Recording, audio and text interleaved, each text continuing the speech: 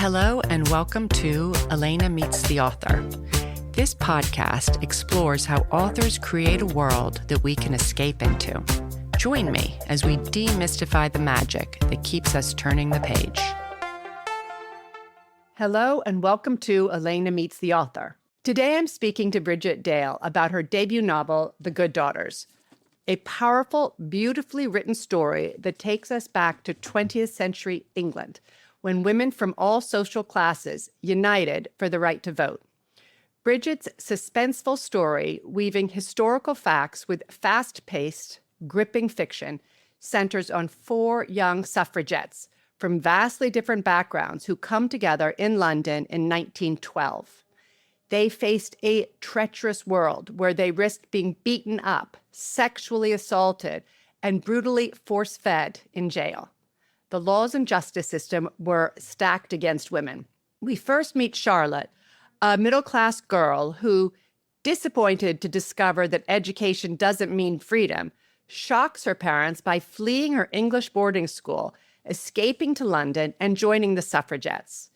Then there's aristocratic Beatrice, with a law degree that she can't legally use and a fiancé that she's not excited about.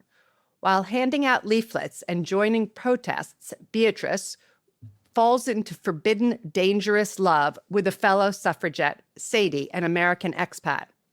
And finally, there's Emily, the daughter of the warden at the notorious Holloway jail. When a suffragette lands in Holloway's cells, Emily is forced to rethink her values. Her father tells her that the jailed suffragettes are crazy, hysterical women. But they don't seem crazy at all. They just want the right to have a voice, to decide their future. This is a timeless story about politics, friendships, chosen family, love, perseverance, speaking up when it's uncomfortable, and sacrifice. Hello, Brigitte. Welcome to the show. Hi, Elena. Thank you so much for having me. Oh, my pleasure. I read that when someone asked you to describe your book in 5 words, you said, women who risk it all. Can you elaborate on that? It's really true. I mean, as you said, all the characters in this novel come from different backgrounds, but the stakes are high for each of them in very different ways. For a working class character like Emily, her involvement with the suffragettes risks her father's job and her family's livelihood. For other women like Beatrice, pursuing not only involvement with the suffragette movement, but also a forbidden love puts at risk her ability to marry. And in this time, that means your ability to have any economic security. And even for Charlotte, she ultimately can't strike the balance between staying in university and being an activist. So she has to make a choice about which one is actually going to open doors for her future. So they do end up really risking it all in terms of their life path and their own physical safety. Yeah, very good. Your author's note says everything in this novel is based on real people, places, and events. These truths were buried, dusty, and crumbling in storerooms of library or forgotten in the footnotes of men's stories until now. Was it difficult to find the research for this book? Well, my first introduction to the suffragette movement came in an academic setting. And this was something that I researched when I was in college, studying women's history at Brown University. And when I was there, I was fortunate to be able to visit London as a part of my history thesis research. And so I really was in those archives holding up the crumbling artifacts of this period, like newspaper articles that the women themselves had really published, holding those in my hands in truly dusty storerooms, thinking to myself, maybe I should be wearing those white gloves I see in movies because these things are truly disintegrating. But it was there in those archives that I really uncovered the stories and the voices that ended up being somewhat fictionalized, but mostly brought to life in the book directly from fact. Am I correct in thinking that it really, like, I don't remember learning about this in history. I learned broadly about the suffragettes, but not about the brutality. Absolutely. That was a surprise. I mean, it came as a surprise to me, too. When I was in high school, we never covered the suffragettes. I took an AP European history class, and we had this project where maybe a handful of times in the year, we got to give a presentation on a historical figure who wasn't in the main curriculum. And you would get to choose from a list of historical names, and mostly they were the names of men. So I had done a lot of projects on popes and kings and all these dudes, and we actually would dress up as the characters as part of the presentation. So Oh, wow. I was wearing a beard all the time. I really wasn't that into it. And then finally, on one of these lists, there was a name of a woman, Emmeline Pankhurst, and she was a leader of the suffragette movement in London. And I was so excited to get to pull her name, to dress up as a woman finally. And I got to do this independent research that showed me how amazing this woman was and the movement that she spearheaded was.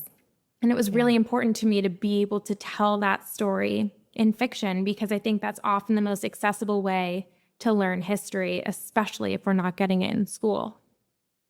Definitely. I mean, your whole description of the forced feedings, did that happen a lot where they held them down and like stuck down their throat that Yes. metal? Unfortunately, that was a very prevalent practice for a few years. The women would go to jail, and usually, after a peaceful protest or some other form of nonviolent confrontation, they would end up arrested. And for several years, that was the end of it. The woman would get arrested, and then they would sit in jail for weeks or months at a time. But that seemed to be a pretty ineffective use of their woman power, so to speak, to just have the women shut away behind bars. If you want a movement to mobilize, you need those members. And so to protest, and I should also add, they were imprisoned in the division known as the second degree, which basically meant that they were treated as common criminals. So they had to wear these horrible prison uniforms, and they weren't allowed to write letters to the outside world, and they were in solitary confinement. Whereas if you were a political prisoner, you got a lot more rights. But the suffragettes were not treated as political prisoners. So in order to protest that, they decided to go on hunger strikes, basically saying to the government, you've held me here in a condition that I should not be in because I am a political prisoner, and I'm going to refuse to eat or drink until you let me out. And that is what they did. And for a time, that was successful. And after about 4 days of starvation, the government would release the women. And no water either, right? No Nothing water. to drink. I mean, they were truly on the brink of death. The government would release them. And this worked pretty well. I mean, it was incredibly painful for the women, but then they got to get out and they got to go back to mobilizing and activism a lot sooner. But of course, the government hated that. They hated the fact that these women were basically determining the length of their sentences. So as a result, the government said, if you go on a hunger strike, we are going to forcibly feed you. And so that I represent in the novel with an excerpt that's based on letters from suffragettes who endured this treatment, where a tube would either be inserted down their throat or through a nostril, and milk and eggs were poured in. I mean, it's absolutely horrible. And it was felt as a bodily invasion and a kind of rape. So just so striking, I think, not only that the women underwent this, but they did so willingly and knowingly after the first time. After the first time it happened, they were appalled and shocked, but then they kept putting themselves in that situation. And I think that perseverance was just so important to show in the book. No matter how horrific this is, they knew that what they were fighting for was bigger than themselves. Mm-hmm. And Emmeline Pankhurst, she had a line, deeds, not words. Yes. So this is to get attention, right? This is one of the many deeds, including big marches and protests and what we think of today as typical protesting, like doing a big march on Washington. She really inspired and created those tactics that we now come to think of as the standard for protesting. Before this period, women had never marched in the streets wearing matching sashes and holding up signs and posters. Now that's what we always do when we want to fight for something that we care about. And so those were some of the deeds that she was talking about. quick pause if you're enjoying this conversation. I've started an exciting optional paid newsletter called Behind the Stories. It curates the most inspiring insights from the podcast, and it's also where subscribers can get an early peek into upcoming guests and be involved in the conversations before episodes are recorded. It's a way to support the show and not miss what's coming next. You'll find the link in the show notes. Now, back to the episode. And what was the largest number of women that congregated for a protest? Wasn't there some huge number? Yes, there was this incredible march in Hyde Park, which we see in the book, where over 250,000 women from all over the country came. Everyone was wearing white dresses so that they would stand out in black and white photographs. And they were often wearing the suffragette sashes that you, I'm sure, have seen and that are on the cover of the book with the violet, white, and green stripes. They were usually singing. There were lots of songs that were written for this particular march. There were speeches. It was an incredible spectacle that had never been seen before in London or anywhere. Totally unprecedented. Every newspaper at the time was reporting on it. It was really incredible. I would like you to read aloud from the beginning of your book where there's an article about another deed that happened versus a protest. So the book opens up with a newspaper article that is, other than a few adjustments, pretty much directly quoting a real newspaper from the time. And just to say, the event that opens the book takes place a year later. So we go a year back in time after this opening. It starts with the date, 12th of July, 1913, the Times of London. The headline is, Woman's Mad Attempt, Militant Throws King's Derby Colt. Hundreds of spectators were gathered at Epsom today for the annual running of the horses, when a rogue woman sprinted in front of the leading steeds. The scene was already a tense one, as onlookers hung dangerously over the wooden rails at the point where the jockeys hugged the final turn. Amidst this commotion, a woman slipped under the rails and rushed forward onto the course. She held her arms wide open and dashed in front of the king's horse, as if in a desperate effort to seize its reins. To stop a racehorse in full flight is not a safe or easy proposition, and in a moment the horse had fallen and was rolled onto its back, throwing its unfortunate jockey clear, while the woman herself was propelled violently to the ground. Shrieks erupted throughout the stands as the woman lay unconscious. She was bowled over like a ninepin, a gentleman standing by observed. The horse stumbled over her and eventually turned a complete somersault. It was hardly a surprise to onlookers that the woman wore a tricolor sash striped with the violet, white, and green of the Militant Suffragette Union. This paper condemns the suffragettes' hysterical and anarchistic demonstrations. The woman's identity and present state of health are not known, and she was last seen being carried into an ambulance. His poor Majesty, said an anonymous onlooker, acknowledging the king's disappointment at the results of the race. Readers shall be buoyed to learn that the king's horse appeared not to be seriously hurt. Another steed, the thoroughbred bay horse Aboyer, won the race at record odds. And then, of course, we opened to part 1 year earlier. I mean, that really is like a footnote, just a little footnote that this woman, you must have been overjoyed when you found that article. I mean, it's such a good article. I mean, it's crazy, right? The fact that the focus is on, well, what horse ended up winning the race and not, is this woman okay? And what was she fighting for? Yeah, that was great. The other question I want to ask you is your title. How did you come to the Good Daughters, and does it have more than one meaning? Yes, so the title is interesting. It's always so hard to come up with a title when you're writing a book.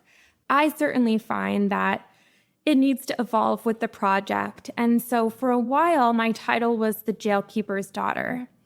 And I think originally Emily, who is the jailkeeper's daughter, was the primary character in my mind. But of course, as the book went through its many iterations, it really became a multi-voiced story. So we have 3 or 4 main characters, depending on how you count.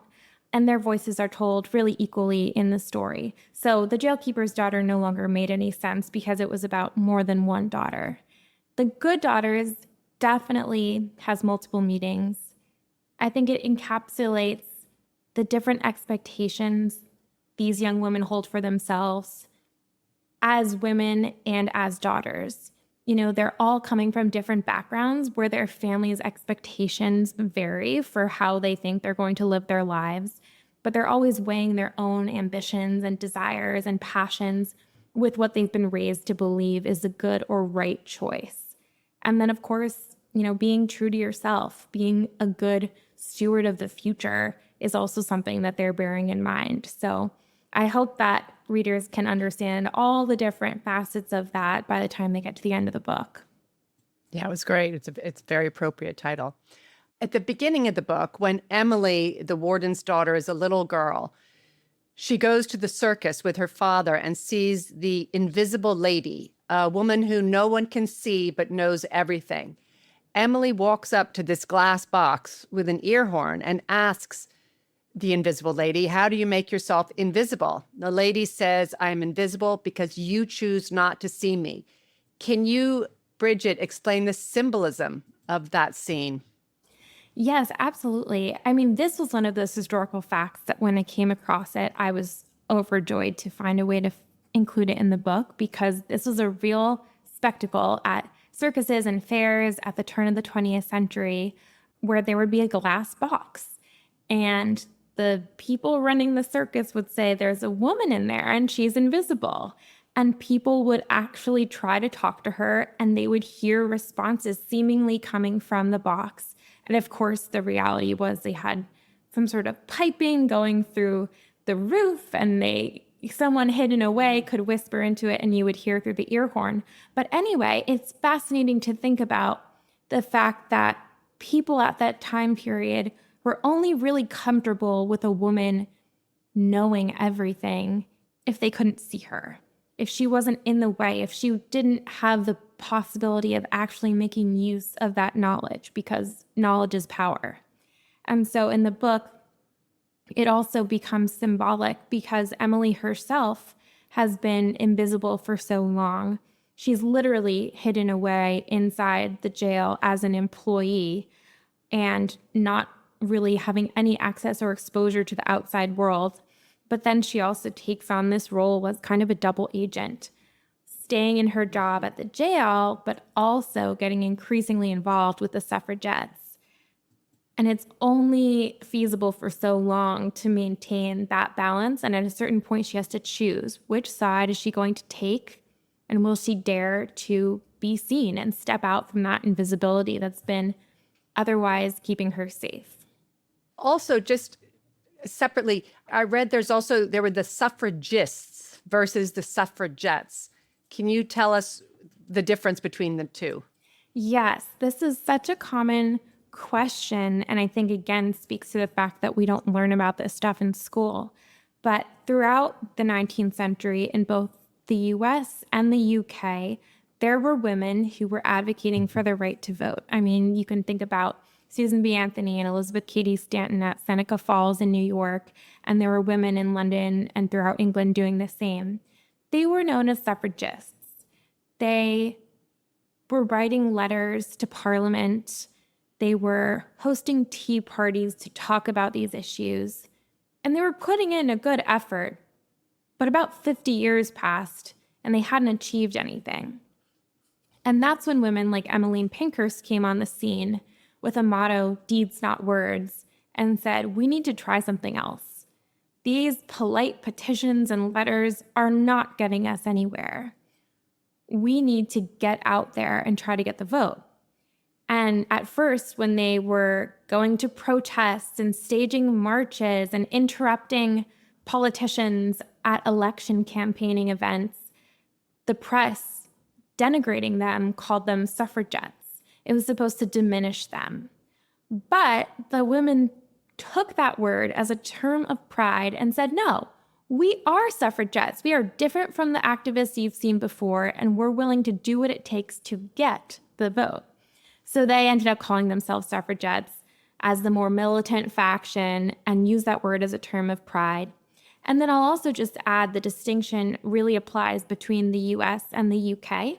So in the United States, the suffragists were suffragists, and that was a way to distinguish them from these militant activists in England who were the suffragettes. Oh, so if you were militant in the US, you were still called a suffragist. You were still a suffragist, yes. Were the Americans as violent in the US? Was it as violent as in the UK? So, yeah, the American side of the story is really interesting because I have this character, Sadie, who was American and then comes over working in England for some time and then ends up going back home to the US, but taking what she learned. And so a lot of what she did learn in London comes to be a part of the American suffrage campaign and really reinvigorates it from a state that historians called the doldrums, where nothing was going on, there was no progress. And so women like her brought over the idea of let's march on Washington. And then, yes, they did go to jail. They did get force-fed. They picketed outside the White House for almost a year during 1917, during World War I. I mean, there was incredible activism that happened in the U.S., in large part thanks to the collaboration between women in both countries. Fascinating. Great. Yeah. One thing I was surprised just in reading was that the U.S. women got the vote in 1920. And in England, not until did they get the full vote for everybody over 21 until 1928. Yes, well, the UK system is really interesting because some women could vote starting in 1918, and that was seen as a really big victory. But you still had to be over 30 and own property. And at the time, the same act of parliament gave all men the right to vote.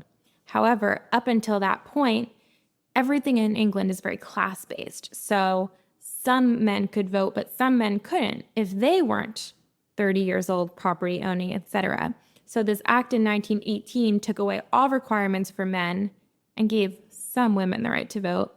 But then, yes, it took another decade for all women to get the right to vote in England. It was staggered, but at least during that interim period, some women could then stand for parliament, and it certainly helped move things along to when they finally got the vote.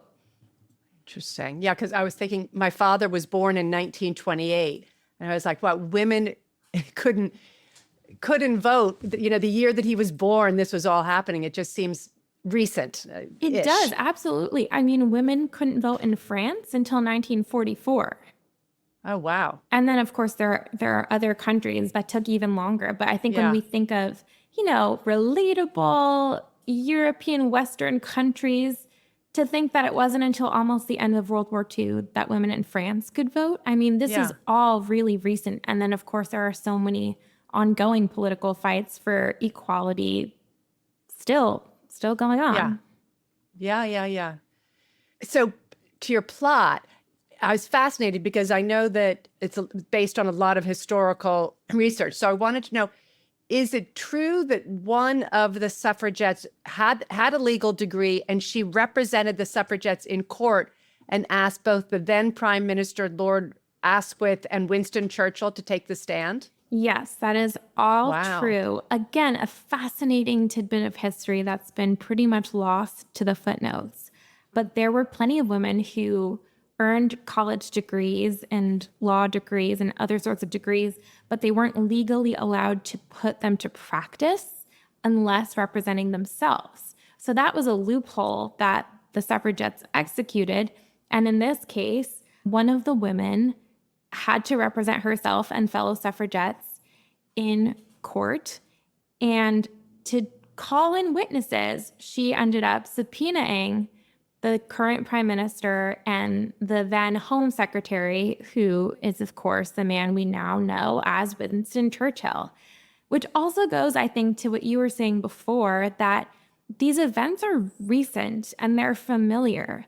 I think we think of Churchill as isolated to the World War II period and that, moment of heroicism in saving London from all of the bombings and, getting to peace, which may all be true, but he was still a politician 20 years prior when women were advocating for the vote. And in fact, his behavior then was not quite as admirable as we might like to think. Yeah, she did very well in that courtroom. It was a great scene. It was a really fun scene to write for me. I am the daughter of 2 lawyers, so I always appreciate a courtroom drama, and it was very fun to write that line of questioning. Although, again, a lot of it was taken from what was really asked on the stand. Fascinating. And what about the villainous doctor at Holloway Jail? Were there doctors, did you read about doctors like that who were just horrible people? I took some creative liberties with his personality, but there were doctors who had to administer the really horrific treatment of force feeding. And there were other doctors who protested that. So I think those who were willing to do it were probably not the most upright people. Yeah, because they completely bruised their throat. They bruised the whole inside. Everything about it was really violent and cruel, unnecessarily cruel. Yeah. In terms of writing historical fiction, you clearly did a lot of research. Was it a challenge not letting the facts get in the way of a good story? That's a great question, and it was a challenge. I think knowing so much about this historical period, thanks to the research I'd done in undergrad and grad school, I never had to worry about, oh, do I not have enough information to fill out this scene? Or, oh, I'm going to have to go back to the archives in the middle of writing, which I think would really slow down the momentum when you are actually in the writing zone. But I absolutely did have to think about, okay, I'm not writing a textbook here. I'm writing a novel and I want people to keep turning the pages. So what can I do to make sure that characters stand on their own and that we are invested in their storylines more so than the political backdrop that they're acting in? So part of that came from truly getting to know my characters and exploring what made them tick and what made them frustrated and what their secrets were, who they loved. All those sorts of things really helped me bring the characters to life. And then also, I knew that it was a given that women eventually got the right to vote. That wasn't going to be a surprise at the end of the book for anyone. So there needed to be plot points that carried us through that had nothing to do with the actual political outcome and were totally based on these characters and what they wanted to achieve. And so I condensed the timeline of many historical events into just 1 year. Definitely took some historical liberties there. And overall, I think that is what helped. But also, I was constantly keeping in mind, how do we make this? I mean, fun is a tough word because it's a very heavy subject, but I think there is still pleasure here. And I wanted readers to fall in love with these friendships and to recognize that there was so much joy in finding yourself and being in a group of people motivated by the same thing, even though they're also struggling and enduring really difficult things.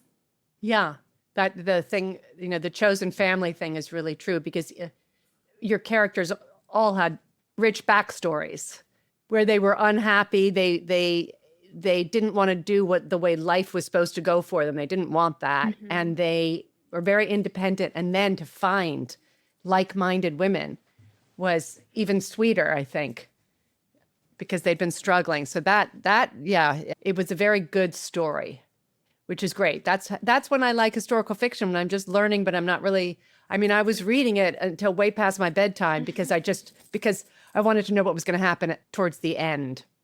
I'm so really glad. Good. For me, all of these characters are in their late teens and early 20s. So it really is a coming of age story. And I kind of imagined, going off to college and who do you meet there that totally shakes your worldview and makes you look at your own life and the future you envisioned in a different way. And even though these characters don't end up all being in college, they're still at that same time of life where they're making these big choices and where the friendships they develop are so fundamental to who they become. And so that's something I had a lot of fun putting together. Yeah, no, it was great. How does it feel with your first novel being such a hit? I'm delighted. I mean, this project has been near and dear to my heart for so long. As I said, I've been studying this area of history for more than a decade and never quite knew where it would go, where I would take it, if it would go anywhere beyond a thesis that's technically in a university library, but that nobody's ever going to read. So to be able to have it in a novel, which, I mean, books have been my first love my whole life. And knowing the way historical fiction can transport people, I'm so, so delighted and honored to know that people are taking that journey with me.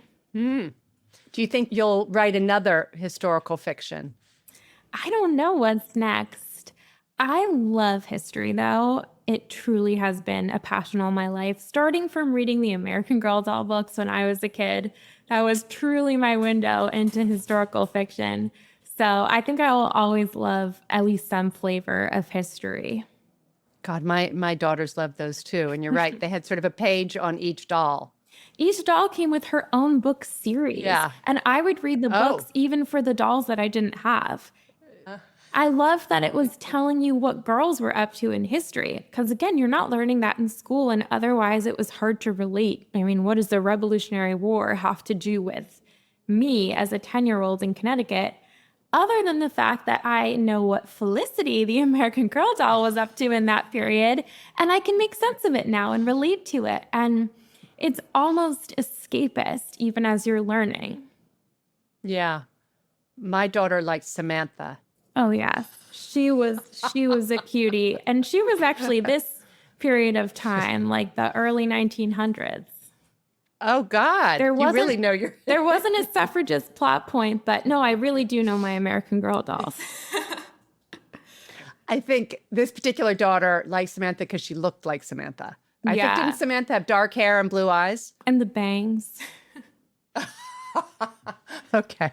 So it sounds like you might not be working on a book now. You've got a busy full-time job as an editor. That's right. I at the moment am not writing anything, but I'm constantly reading and constantly editing, and that definitely keeps the creative juices flowing for me. Do you have any books on a final note that you can recommend that you've read recently? Yeah, definitely. I recently read and loved Broken Country, which I know is getting lots of acclaim. There's also a wonderful book called The Eights, and it's set in Oxford in the 1920s. So shortly after the events of my book take place, and follows young women who are in university finding themselves. And it feels like a really nice bookend to my book if you want to read something in that same sort of vein. Is it historical fiction? It's historical fiction, yes. Okay. So I really loved that one by Joanna Miller. And then I'll also plug a book I have coming out in April by one of my authors, so a book that I edited. It's called The Lost Book of Elizabeth Barton, and it's dual timeline. So it's part historical, set in Tudor England, and then part present day. And just such a page turner, really, really wonderful. Fantastic. Excellent. Well, I think that's it for my questions. Was there anything I didn't ask you that you wanted to mention?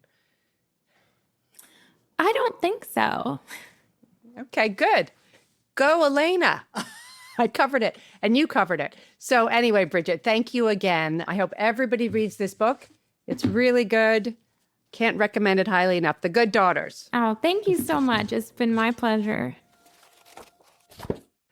I love talking to Brigitte. Her novel, The Good Daughters, elevates what is a footnote in history to its proper place. I feel like it should be on high school's required summer reading list. I know I learned a lot for the first time.